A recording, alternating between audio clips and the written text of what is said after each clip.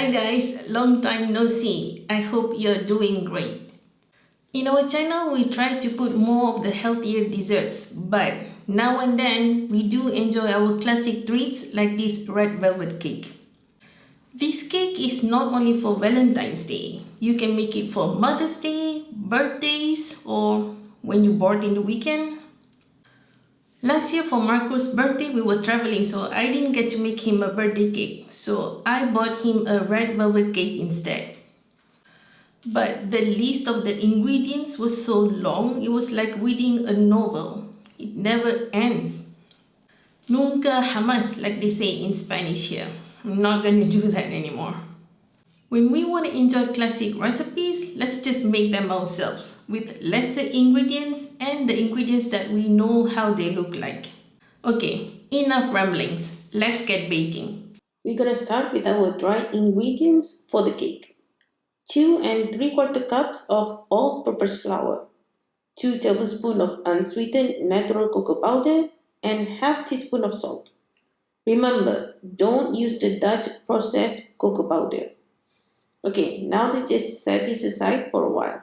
Here I have 1 cup of buttermilk at room temperature and 2 tablespoons of red gel food coloring. Gel is more concentrated and you don't need as much. Don't use the liquid one.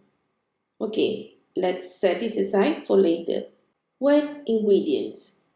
1 cup of sugar, half cup of unsalted butter at room temperature. We're going to mix this for 5 minutes on medium-high speed until we get a creamy and light mixture. 3 large eggs at room temperature and a tablespoon of vanilla extract. Half cup of oil. Mix until everything is well combined. While butter gives the buttery flavor, obviously, all is going to make our cake super moist, and that's the secret. Now add the dry ingredients in 3 additions, alternating with the buttermilk.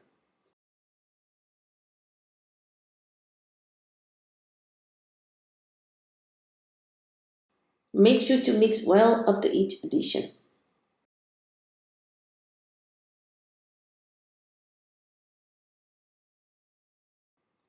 Here I have 2 tablespoons of apple cider vinegar and 1 teaspoon of baking soda. Immediately fold everything together. Like always, never overmix your batter to avoid hard cakes.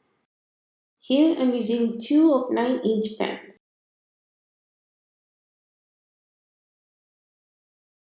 Okay, so this is to release air bubbles so that the cake's texture is smooth without huge holes. Bake for 35 minutes at 350 Fahrenheit. Now for the cream cheese frosting. 1 cup of unsalted butter at room temperature. We're going to mix it for 5 minutes on medium-high speed until it's pale and fluffy. Now gradually add in 1 pound of sifted powdered sugar. Use low speed for this. Then mix again for 5 minutes on medium-high speed. 8 ounces of full-fat cream cheese cold from the fridge. Mix for a minute or 2 and that's it. Here comes the fun part, assembling the cake. This is going to keep the cake from moving. I like to put the frosting in a piping bag because it's easier and also keeps the frosting to the same thickness. As you can see, this frosting is sturdy to pipe without any problem. I didn't show you, but I cut out the dome of the cakes to get even flat tops and save them for decoration. I like to grate the dome to get some fine crumb texture like this. It's beautiful. There you go. Get the written recipe in both US and metric measurements on our website, elmundoeats.com. Thanks for watching, guys. I'll catch you on the next one.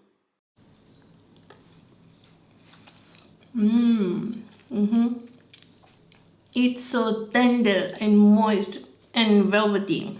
It's the best red velvet cake ever. You just need to make it. You're not gonna regret it.